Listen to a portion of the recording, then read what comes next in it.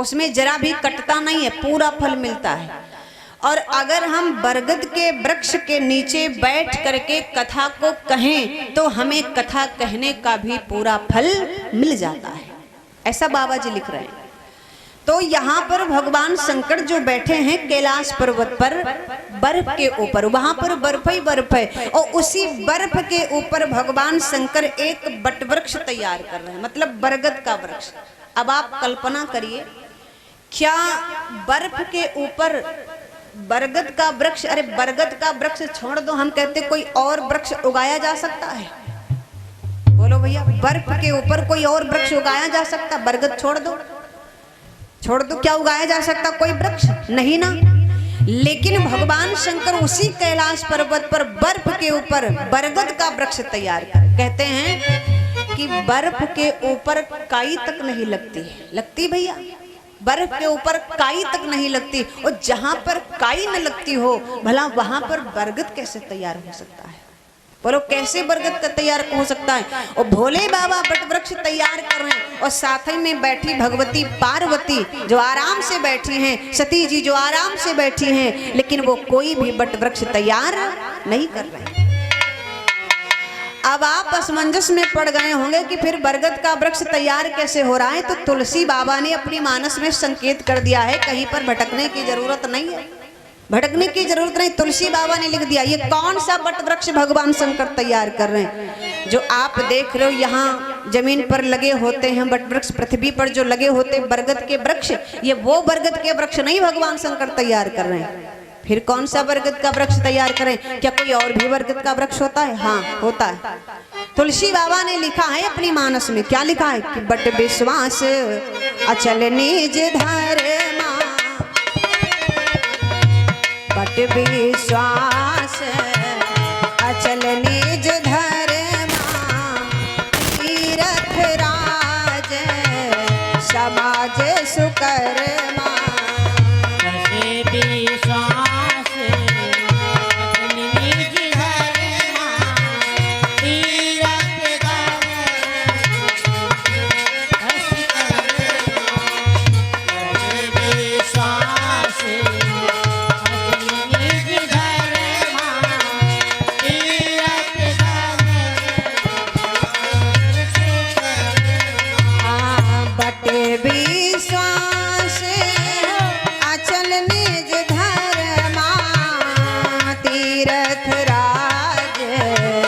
समाज सुकर्मा, बट विश्वास अचल निज धर्मा, बट विश्वास तीरथ राज समाज सुकर्मा, तीरथ राज समाज सुकर्मा। तो राम भगति जहाँ, राम भगति जहाँ सुर सरि धारा, राम भगति जहाँ सुर सरि धारा, सर से ब्रह्म विचार प्रचारा।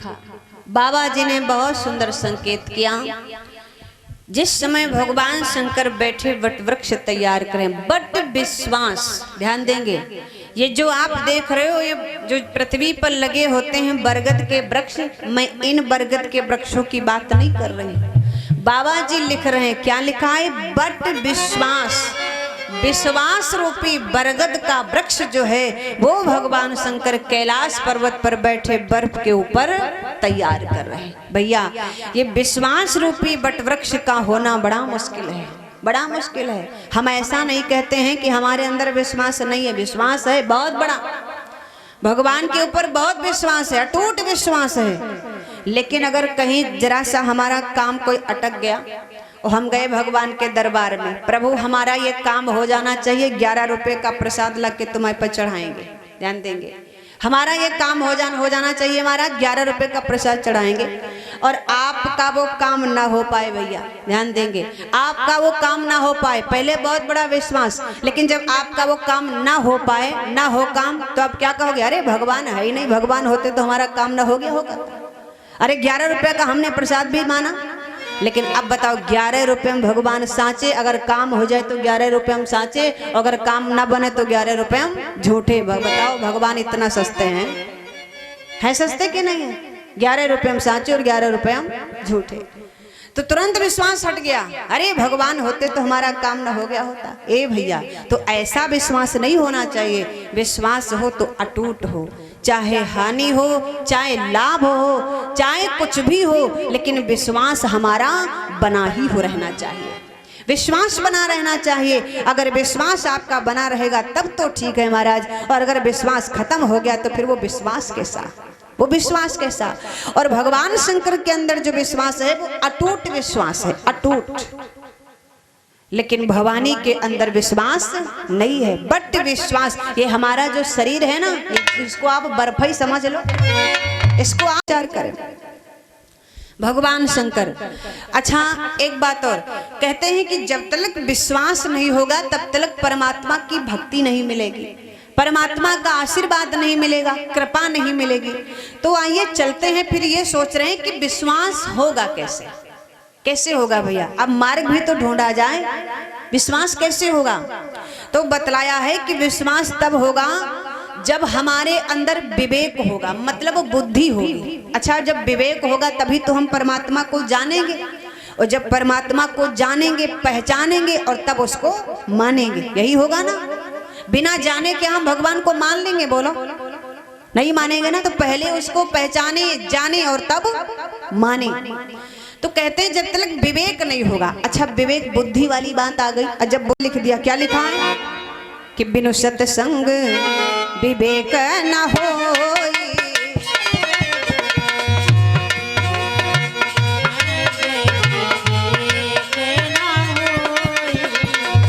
बिनु सत्संग विवेक न होई, राम कृपा बिनु सुलभ न सोई।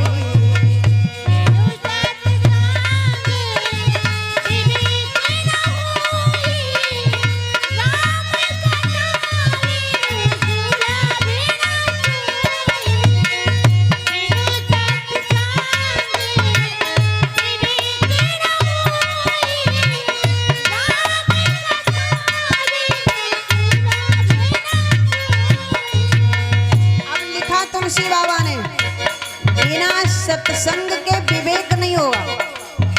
अच्छा, सत्संग का मतलब क्या है भैया? सत्संग का मतलब क्या है? सत्य प्लस संग। जहां पर सत्य का साथ हो, जहां पर सत्य का संग हो, वही सत्संग है। अब बोलो, भगवान की कथा में जाओगे तो सत्य का ही तो साथ मिलेगा, मिलेगा कि नहीं? अच्छा, जब सत्संग में जाओगे, यानी संतों की मंडली में जाओगे, संतों के पास जाओगे, तो वहां पर भी संतों सत्य का ही साथ मिलेगा, मिलेगा कि नहीं? इसीलिए बाबा जी कह रहे हैं पहले नंबर पर सत्संग। जब सत्संग हम करेंगे तो विवेक होगा। अच्छा, चलो हमने सत्संग किया और हमें विवेक मिल गया, मतलब विवेक हो गया हमारे अंदर। तो इस विवेक को लेकर के हम क्या करेंगे भैया? और एक बात, ये सत्संग भी हमें ऐसे नहीं मिलेगा। सत्संग कैसे मिले? अब समस्या और आ गई, ये सत्संग कैसे मिले? तो बाबा जी लिख रहे हैं ना, राम कृपा बिनु सुलभ न सोई। जब तक भगवान की कृपा नहीं होगी तब तक सत्संग भी नहीं मिलेगा। चलो ठीक है, हमारे ऊपर भगवान की कृपा हुई, हमें सत्संग मिला, और सत्संग से हमें ज्ञान मिला। तो अब इस ज्ञान को लेके हम क्या करें? समस्या आ गई ना सामने। तो तुलसी बाबा ने फिर समाधान लिख दिया, अगर जिस दिन तुम्हारे अंदर ज्ञान आ जाएगा तो होई विवेक मोह भ्रम भागा, होई विवेक मोह भ्रम भागा, तब रघुनाथ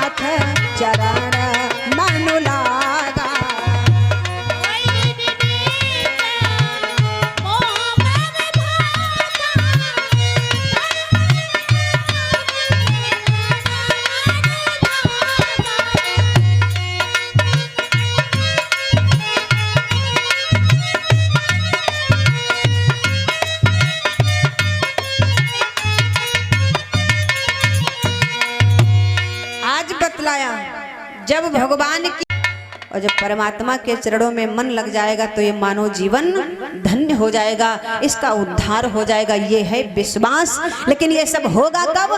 जब तक हमारे अंदर विश्वास नहीं होगा तब तक ये कुछ होने वाला नहीं। इसलिए विवेक होना चाहिए। विवेक तब होगा जब सत्संग करेंगे, सत्संग तब मिलेगा जब ये विश्वास होगा हमारे अंदर। इसलिए हमारा ना लगाओ, और जब परमात्मा के काम में हमारा लग जाता है तो भगवान उसको स्वीकार नहीं करते। इससे आपको हानि होगी भैया, इससे आपको हानि होगी। हानि क्या होगी? दान भी जाएगा और तुम्हारा दान स्वीकार भी नहीं किया जाएगा। मान लेते हैं कि यहाँ के रजिस्टर में तो लिख लिया जाएगा, यहाँ के रजिस्टर में तो लिख लिया जाएगा, लेकिन वहां के रजिस्टर में लिखा नहीं जाएगा। अच्छा, महत्वपूर्ण क्या है? यहाँ के रजिस्टर में लिखा जाए ये महत्वपूर्ण है, या वहां के रजिस्टर में लिखा जाए वो महत्वपूर्ण है? वहां के ना, वहां पर लिख लिया जाए भैया, यहाँ पर भले छूट जाए कोई समस्या नहीं है। ज्यादा से ज्यादा यही कहेंगे कि कथा में आए थे कुछ नहीं दान किया, चलो कोई बात नहीं, लेकिन हमारा दान वहां तो लिखा है, सबसे मेन जगह पर तो लिखा है, तो वहां पर लिखा होना चाहिए। ए भैया ध्यान दीजिएगा जरा, श्रद्धा क्या है? हम गए भग परमात्मा के पावन दरबार में और जाकर के अपने जेब से 100 का नोट निकाला और भगवान पर चढ़ाया और कहते हैं महाराज भगवान ये है हमारी श्रद्धा। भगवान कहता वाह बेटा हमारी श्रद्धा, यानी ये 100 का नोट तू लेके आया है। अच्छा आप जरा ये बताओ ये हमारी क्यों लगा देते हो? क्या ये 100 का नोट तुम्हारा है तुम्हारा? अच्छा ऐसे ना समझ पाओ तो ऐसे समझ लो, जब हम माँ के गर्भ में थे, उल्टा लटके थे, उस नर्क में परमात्मा से हमने विनय किया प्रभु हमें इस नर्क से बाहर निकालो। भगवान ने कहा कि तू बाहर जाके क्या करेगा? तो हमने कहा प्रभु जब आप मुझे बाहर निकाल दोगे तो मैं जाकर के आपका भजन करूंगा। क्या कहा हमने? बाहर जाके आपका भजन करूंगा। भगवान ने फिर कहा भजन ही करेगा? झूठ तो नहीं बोल रहा है? नहीं महाराज मैं झूठ नहीं बोल रहा हूं, मैं तो आपका भजन करूंगा। परमात्मा को तो दया आ गई, उसने हमें उस नर्क से बाहर कर दिया। लेकिन जब हम नर्क से बाहर आए, जैसे ही माँ के गर्भ से बाहर आए, जब गर्भ से बाहर बच्चा आता है तो क्या कहता है? कहाँ कहाँ कहाँ कहाँ? आप बोलो ढूंढने लगे, यानी हम कहाँ आ गए, कहाँ आ गए? और कह के क्या आए थे? तुम्हारा भजन करेंगे। अगर भजन भजन करते तब तो ठीक था, लेकिन कहते हैं क्या है कहाँ कहाँ कहाँ। और इस कहाँ के चक्कर में पूरी जिंदगी बीत जाती है, लेकिन परमात्मा का भजन कर नहीं पाते। बोलो क्या कर पाते? नहीं कर पाते। और जब हमारा अंत समय आता है भैया, जब अंत समय आता है, देखिए हमारे जीवन में 3 राग आते हैं, ध्यान से सुनिएगा भैया। हमारे जीवन में 3 राग आते हैं, एक है राग, एक है अनुराग और तीसरा है बैराग। राग क्या है? क्या पावे क्या ना बना डाले, क्या पावे क्या ना बना डाले, ये है राग। और जब आधी उम्र आती है, जब बुढ़ापा आने लगता है, तब चढ़ता है बैराग। हे भगवान लड़का बिटिया सब सुखी रहे, हे भगवान पोती पोता सब सुखी रहे, हे भगवान पूरा परिवार सुखी रहे। और लेकिन भैया उसके बाद में जब और जर्जर अवस्था हमारी आती है, तब चढ़ता है बैराग। ना आखिर से दिखाए ना भराए, तब नशे नस पिराए, तब कहा भगवान अब खींचाओ। ये क्या है? ये है बैराग। ए भैया तो हमारे जीवन में भी 3 चीजें आती हैं, राग बैराग, राग अनुराग और बैराग। ए भैया जरा विचार करें तो कहाँ करते करते जीवन बीत जाता है, लेकिन कभी भगवान को ढूंढ नहीं पाते। इसलिए कहाँ करने की जरूरत नहीं है, भजन करने की जरूरत है। खैर हम आपको क्या बतला रहे हैं, आप उस पर ध्यान दें। हम आपको क्या बतला रहे हैं? हम क्या कह रहे हैं कि जब हम माँ के गर्भ से बाहर आए, इस संसार में आए, जब हम गर्भ से बाहर आए तो क्या हमारे शरीर पर एक वस्त्र था भैया? बोलो क्या हमारे शरीर पर एक धागा था? नहीं था ना। अच्छा जो हम बड़े हुए हमें वस्त्र मिले, कहाँ से मिले? इसी संसार से मिले। भले ही बुआ लाई, लेकिन लाई तो संसार ही से। अब आप कहोगे बुआ जी लाई, बहन लाई, अरे लाई तो, लेकिन लाई तो संसार ही से, कहीं और से लाई। तो ये वस्त्र हमें कहाँ से मिले? संसार से मिले। अच्छा और बड़े हुए, रुपया पैसा मिला, कहाँ से मिला? संसार से मिला। और बड़े हुए धन दौलत मिला, कहाँ से मिला? संसार से मिला। अच्छा, सब कुछ संसार से मिला। अच्छा, संसार की रचना किसने की है? समझिएगा, संसार की रचना किसने की है? भगवान ने। अच्छा, तो जब संसार की रचना भगवान ने की है तो संसार में जितनी चीजें हैं वो सब किसकी हो गई?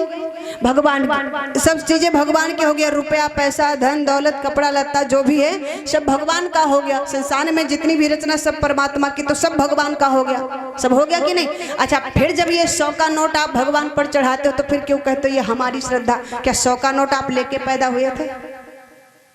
बोलो, लेके आए थे? तो फिर क्यों कहते हो ये हमारी श्रद्धा है? ना मेरे भाई, ऐसा मत बोला करो ये हमारी श्रद्धा है। जहां पर हमारी लग जाता है उस दान को परमात्मा कभी स्वीकार नहीं करता है। फिर आप कहो कि कहें क्या? अगर आपका दान स्वीकार होना हो परमात्मा को तो तुम्हें कहना क्या चाहिए? हमने देखा बहुत भैया दादा लोग नहीं जानते हैं तो उनका दान व्यर्थ में तो जाता है। जाता है व्यर्थ में कि नहीं? क्योंकि हम जहां पर हम लग जाए, मैं लग जाए, वहां पर अहंकार, और अहंकार का भक्षण भगवान करता है। अहंकार का भक्षण भगवान करता। अहंकार से दी हुई वस्तु परमात्मा कभी स्वीकार नहीं करता। तो हम कहें क्या जिससे कि हमारा दान स्वार्थ जो है व्यर्थ न जाए, सार्थक हो जाए? तो हमको क्या कहना है समझ लो। जब कभी हम भगवान के दरबार में जाएं या कथा में जाएं, जब कभी भगवान पर 100 का नोट हो या 50 का, 10 का, जो भी हो, जब आप भगवान को चढ़ाएं तो मात्र आपको ये नहीं कहना महाराज जी लो हमारी श्रद्धा, ये नहीं कहना। आपको कहना क्या है? प्रभु हम आपको क्या दे सकते हैं? आपका दिया हुआ आपको समर्पित है, बस इतना ही कह दीजिए। वो दान आपका व्यर्थ नहीं जाएगा, वो दान आपका सार्थक हो जाएगा। तो भगवान सोचेगा कि भाई चलो बात तो ठीक है, हमने ही इसको दिया, हमारी ही चीज हमें दे रहा, कोई दिक्कत वाली बात नहीं। और दूसरी बात ये कह भी रहा है कि हम तुम्हें क्या दे सकते हैं। अच्छा, क्या हम भगवान को कुछ दे सकते भैया? है हमारे पास ऐसी कोई चीज जो हम भगवान को दे सके? हमारे पास ऐसा कुछ भी नहीं है जो हम परमात्मा को दे सके, क्योंकि सब कुछ तो दिया हुआ उसका है। ये चंद सांसें जो हम ले रहे हैं, क्या ये अपनी हैं? ये भी उस परमात्मा की दी हुई है, सब तो उसी का है। तो फिर हम उसे दे क्या सकते? हाँ, अगर देना चाहते हो, परमात्मा केवल और केवल ना तो तुम्हारे रुपया पैसे का भूखा है, ना तुम्हारे धन दौलत का भूखा है, और ना केवल परमात्मा अगर भूखा है तो मात्र और मात्र एक भाव का भूखा है। बस अगर आप कुछ दे सकते हो तो परमात्मा को भाव समर्पित करिए, भगवान को भाव दीजिए। परमात्मा भाव को देकर के तुम्हारे ऊपर प्रसन्न हो जाएगा। लेकिन भाव होना चाहिए, भाव होना चाहिए। भावना में भावना हो तो भावना बेकार है, और भावना में भाव हो तो भाव से बेड़ा पार। भाव होना चाहिए, बाकी कुछ नहीं। बात समझ में आ गई? ये है श्रद्धा। अब श्रद्धा और विश्वास हमारी समझ से तो दोनों समझ में आ गए होंगे। श्रद्धा और विश्वास दोनों समझ में आ गए। जब ये दोनों चीजें हमारे अंदर होंगी तभी हम परमात्मा को प्राप्त कर सकते हैं, या भगवान की कृपा हमारे ऊपर हो सकती है। ईर्ष्या तो होनी ही नहीं चाहिए, ईर्ष्या ना हो मेरे भाई। आज भगवती पार्वती को जिस समय, वो सती जी को जिस समय भगवान शंकर कथा सुनाने लगे, पर सती जी ने कथा नहीं सुनी। अपनी बात पर आ जाएं, सती जी ने कथा नहीं सुनी। पहले तो कहा कि हमें कथा सुनाओ, लेकिन उसके बाद में सती जी ने कथा नहीं सुनी। और जब नहीं सुनी, जब भगवान शंकर ने जयकारा लगाया, बोलो सियावर रामचंद्र की, तब भवानी बोली महाराज का कथा हुई गई।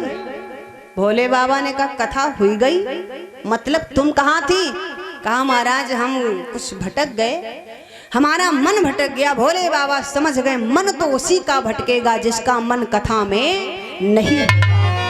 मन उसी का भटकता है जो कथा में नहीं होता, और जिसका मन कथा में होगा उसका मन कभी भटकने वाला नहीं है। अब तो भोले बाबा समझ गए कि ये देवी हमारे मुख से कथा नहीं सुनेगी।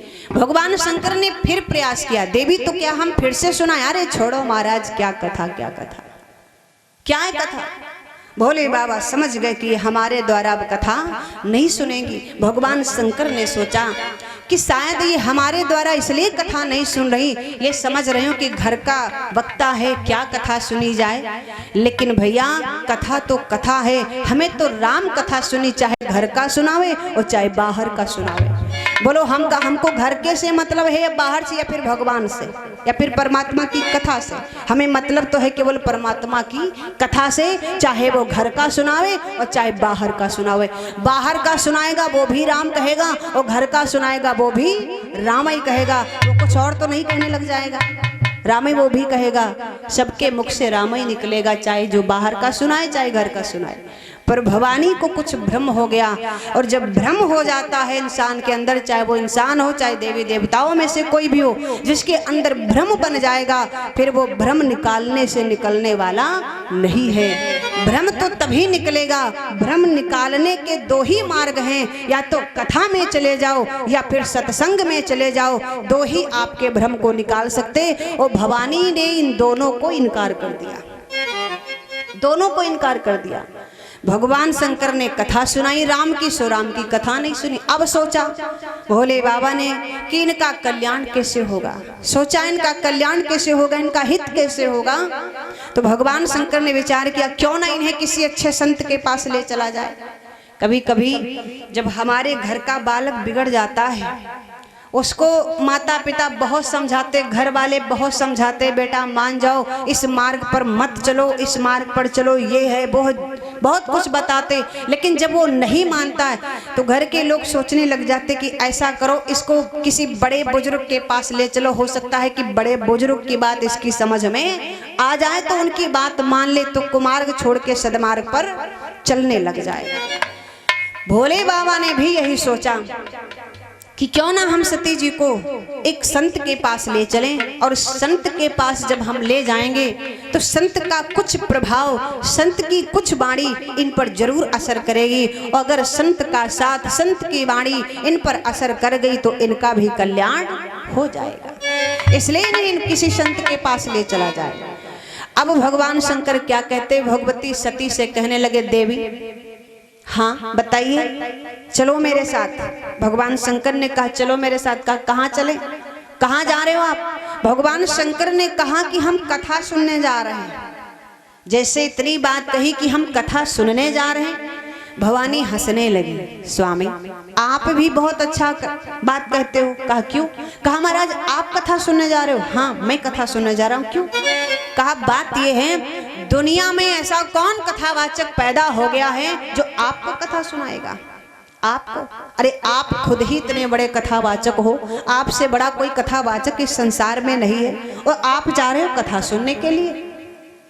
भोले बाबा ने कहा नहीं देवी ऐसी बात नहीं है, कथा तो जितनी ही सुनो उतना ही बढ़िया है, जितना सुनो उतना ही अच्छा है। भवानी ने कहा अच्छा कहाँ जा रहे हो? कहा समुद्र के किनारे। कहा कौन कथावाचक है? एक संत है, नाम क्या है उनका? कुंभज ऋषि। ए भैया एक बात और आपको संकेत कर दें, अगर आप किसी से कहो कि भैया चलो चल करके कथा सुनाओ, और अगर वो आपसे कहे कि कहाँ जा रहे हो, आप बता दो फला जगह हम जा रहे हैं। अच्छा कौन कथा कह रहा है? फला लोग कथा कह रहे हैं। कहाँ से आए हैं? अगर ये सब दुनिया की बातें पूछने लग जाए तो समझ लेना कि ये कथा सुनने वालों में से नहीं है, क्योंकि जो कथा का आदी होगा, जिसको कथा से प्रेम होगा, वो तुमसे ये सारी सवाल नहीं करेगा, वो ये सारे सवाल नहीं करेगा। कहाँ जा रहे हो, कहाँ से आए, कौन कथावाचक, कहाँ कथा हो रही, कहाँ से, ये दुनिया का बवाल नहीं पूछेगा। जिसको कथा से प्रेम है, अगर एक बार आप कहोगे कि भैया वहाँ पर कथा हो रही हम जा रहे हैं चलोगे, अगर उसका मन कथा से होगा, परमात्मा से जुड़ा होगा, तो वो तुरंत चल पड़ेगा, चलो भैया हम भी तुम्हारे साथ में सुनावे। तब उसे अपने साथ में लेके जाओ, कथा सुनाओ, अच्छी बात। और जो आपसे दुनिया का बवाल पूछे और फिर भी अगर उसे आप साथ में ले जाओ तो पंडाल में जाकर के भी वो कथा नहीं सुनेगा, उसका मन कथा में नहीं लगेगा, उसका मन तो इधर उधर होगा। इसलिए ऐसे लोगों को अपने साथ में कभी भी कथा सुनाने ना ले जाएं। भगवान शंकर ने कहा देवी हम जा रहे हैं, समुद्र के किनारे एक बहुत बड़ा आश्रम है, वहां पर एक कुंभज ऋषि रहते हैं, बहुत अच्छी कथा कहते हैं। उनका एक नाम और भी है अगस्त ऋषि।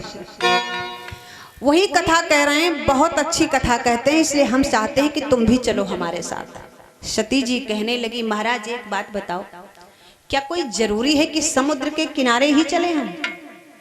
अरे चित्रकूट चलो, अयोध्या चलो, ऋषिकेश चलो महाराज, क्या इन जगहों पर कोई कथावाचक नहीं रह गया है? केवल समुद्र के किनारे ही कथावाचक वो बचे हैं, बाकी कोई कथावाचक नहीं रह गया। आप वहां कथा सुनने जा रहे हो और आप इतने बड़े कथावाचक हो और आप एक छोटे कथावाचक के पास कथा सुनने जा रहे हो महाराज, ये तो आप अपनी प्रतिष्ठा घटा रहे हो। अब बोलो ये भी कोई बात हुई सती जी की? लेकिन कह दिया कि आप तो अपनी प्रतिष्ठा घटा रहे हो। कहा अच्छा महाराज एक बात और बताओ, कुंभज माने तो घड़ा होता है, हाँ, और आप हैं समुद्र, यानी ज्ञान के सागर हो, आप ज्ञान के सागर हो, और वो कुंभज माने घड़ा, वो मात्र घड़ा। अब एक बात बताओ, जहां पर घड़ा हो और अगर वहां पर समुद्र पहुंच जाए तो घड़े का अस्तित्व रहेगा क्या? मिट जाएगा ना। तो कहा महाराज आप क्यों जा रहे हो वहां पर? कहा देवी सुनो, ये वही कुंभज ऋषि हैं जिन्होंने केवल 3 अंजलि में समुद्र के पूरे जल को पी लिया था। क्या समझ रही हो तुम? भवानी बोली महाराज कुछ भी हो, लेकिन हमारी समझ से तो नहीं कि आप कथा सुनने चलो। कहा क्यों? नहीं नहीं कोई जरूरी नहीं है, वहां कथा सुनने की जरूरत नहीं है। कहा एक बात और बताओ। भोले बाबा भवानी से बोल पड़े, देवी एक बात और हम तुम्हें बताएं। हाँ बताओ महाराज, क्या बताना चाहते हो?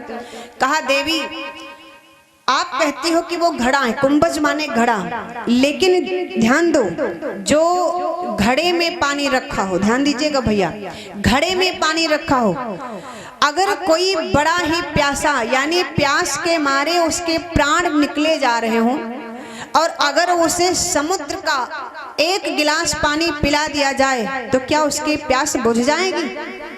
बोलो, क्या उसकी प्यास बुझेगी?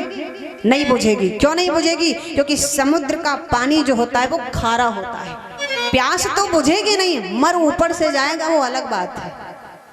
भोले बाबा समझा रहे हैं। और एक घड़े में पानी रखा हो, ध्यान दीजिएगा, घड़े में पानी रखा हो, अगर बहुत प्यासा, जो प्यास के मारे जिसके प्राण ही निकल रहे हो, और अगर उसे घड़े का मात्र आधा गिलास पानी पिला दिया जाए तो बोलो उसकी प्यास बुझ जाएगी कि नहीं बुझ जाएगी? बुझ जाएगी ना, क्योंकि घड़े के जल में शीतलता होती है। घड़े के जल में शीतलता होती, स्वादिष्ट भी होता है और शीतल भी होता है। जब वो शीतल जल हम उसको पिएंगे तो हमारी आत्मा भी शीतल हो जाएगी, हमारी आत्मा तृप्त हो जाएगी। भोले बाबा भली भांति भवानी को समझा रहे हैं, लेकिन फिर भी भवानी की समझ में नहीं आया। भोले बाबा ने कहा चलो ठीक है, अब तुम नहीं जा रही हो तो मत जाओ, मैं जा रहा हूँ। जैसे कहा मैं जा रहा हूं तो भवानी बोल पड़ी, कहा महाराज जब आप जा रहे हो, नहीं मान रहे हो तो फिर रुको, मैं चल रही हूं। अब बोलो एहसान कर रही ना भवानी भोले बाबा पर, यानी नहीं मान रहे हो तो मैं चल रही हूं। अब ये बताओ, जब वहां पर अगर कथा सुने भोले बाबा, जो सुनेंगे कथा वो भोले बाबा को फल मिलेगा, और सती जी अगर जो कथा सुनेंगी तो सती जी को फल मिलेगा। फिर एहसान किस बात का है? कोई एहसान वाली यहाँ पर बात? लेकिन भवानी क्या बोली कि अब नहीं मान रहे हो तो चल रही हूँ। अगर ऐसी बात कोई व्यक्ति कह दे तो फिर उसे साथ में ले जाना ठीक नहीं है। मत ले जाओ, अकेले चले जाओ वो ठीक है, लेकिन उसे साथ में मत ले जाओ।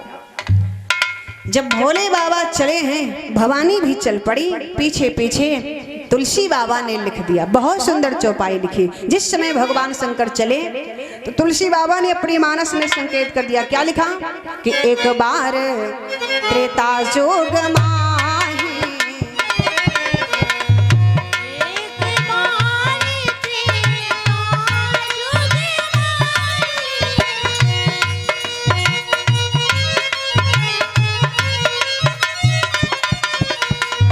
एक बार त्रेता जोग माही, शंभु गए कुंभज ऋषि पाही। एक बार त्रेता जोग माही, शंभु गए कुंभज ऋषि पाही। एक बार त्रेता जोग माही, शंभु गए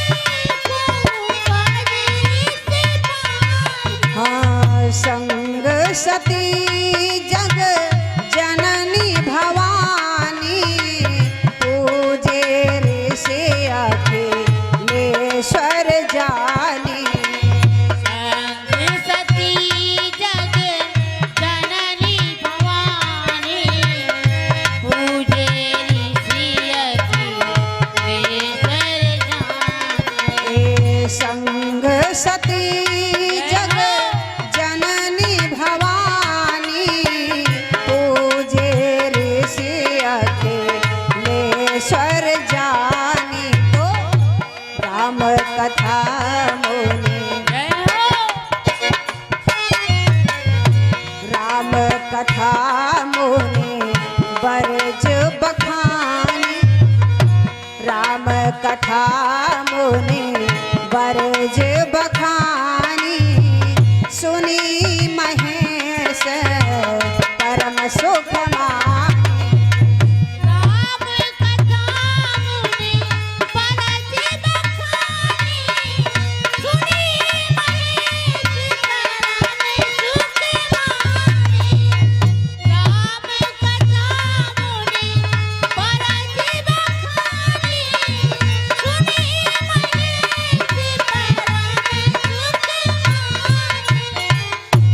बाबा जी ने लिखा, बहुत सुंदर चौपाई लिखी। एक बार त्रेता युग माही, शंभु गए कुंभज ऋषि पाए। अब देखो, भवानी ने इतनी बात कह भी दी भगवान शंकर को, लेकिन फिर भी भगवान शंकर नाराज नहीं हुए, फिर भी भगवान शंकर दुखी नहीं हुए, नाराज नहीं हुए, और फिर भी भवानी को साथ में ले लिया और चल पड़े। इससे क्या शिक्षा मिलती भैया? हमें कभी भी निराश नहीं होना चाहिए। किसी काम को यदि हम करने के लिए कदम बढ़ाएं तो हमें कभी निराश नहीं होना चाहिए, क्योंकि अगर हम निराश हो जाएंगे तो हमारा वो काम नहीं हो पाएगा, और अगर हम निराश नहीं होंगे तो एक दिन हम उसी काम पर सफलता पा लेंगे। भोले बाबा जब भवानी को लेकर के चले, जिस समय भवानी ने इतनी बात कही कि आप तो अपनी मान मर्यादा, अपनी प्रतिष्ठा अपने आप ही घटा रहे हो। अरे कहाँ इतने बड़े आप कथावाचक हो, आपसे बड़ा कथावाचक तो इस दुनिया में कोई है ही नहीं, और आप जा रहे कुंभज ऋषि के पास में कथा सुनने के लिए। इतना सब कुछ कहने के बाद भी फिर भी भगवान शंकर को जरा भी दुख नहीं हुआ, जीवन में दुख नहीं हुआ, और जीवन में दुख होना भी नहीं चाहिए। केवल भगवान शंकर ही नहीं, हमारे और आपके भी जीवन में दुख नहीं होना चाहिए। कहते सुनते रघुपति गुण गाथा, कहते सुनते रघुपति गुण गाथा, सुनती रघुपति गुण गाथा, कहते सुनते रघुपति गुण गाथा, कहते सुनते रघुपति गुण गाथा, सुनती रघुपति गुण गाथा। और कछु दिन तहाँ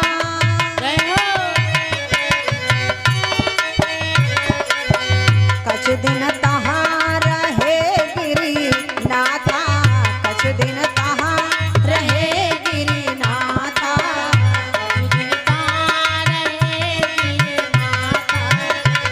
सुनती रघुपति गुण गाथा, सुनती रघुपति गुण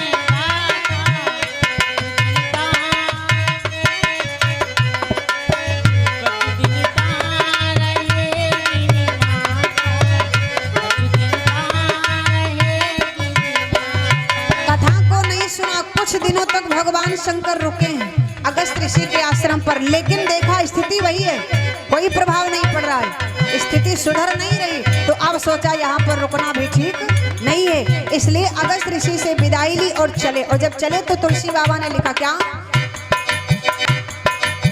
मुनिशन विदा मांगी त्रिपुरारी, मुनिशन विदा मांगी त्रिपुरारी, मुनिशन विदा मांगी त्रिपुरारी। तो चले भवन संग, चले भवन संग दक्ष कुमारी, चले भवन संग दक्ष कुमारी,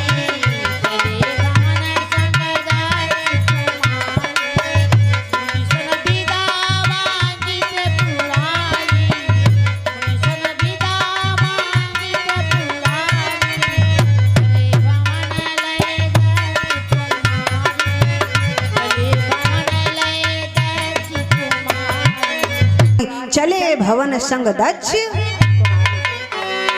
अब तो अगस्त ऋषि से भोले बाबा ने हाथ जोड़ के कहा, महाराज हम विदाई चाहते हैं, अब आप हमारी विदाई कर दीजिए। अगस्त ऋषि ने कहा महाराज अगर कुछ दिन आप हमारे यहाँ और रुक जाते, कुछ दिन हम आपको और कथा सुनाते तो हमारा मन और महाराज प्रसन्न हो जाता, मेरा जीवन धन्य हो जाता।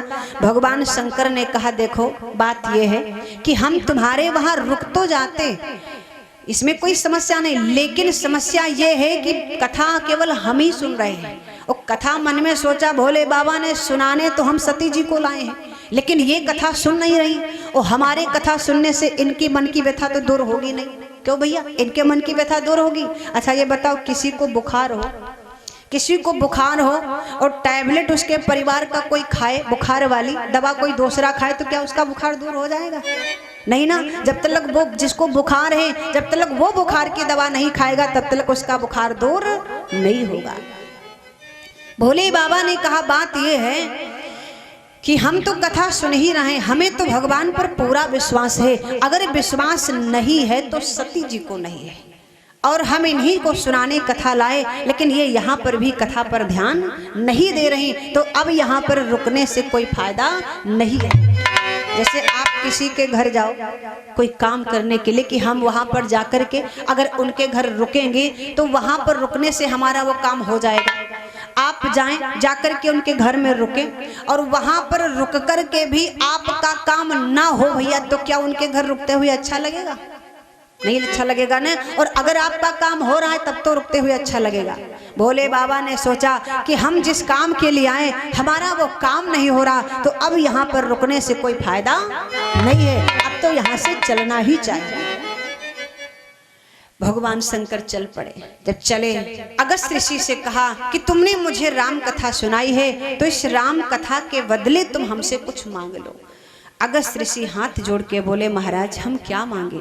अगर कथा के बदले आपसे हम कुछ मांग रहे हैं कि इसके बदले में हमें दो, तो ये हमारा कथा सुनाना नहीं बल्कि ये तो हमारा कथा बेचना हो जाएगा। और मेरे राम की कथा, मैंने अपने राम की कथा बेची नहीं है, आपको सुनाई है, तो इसके बदले हम आपसे कुछ नहीं चाहते हैं।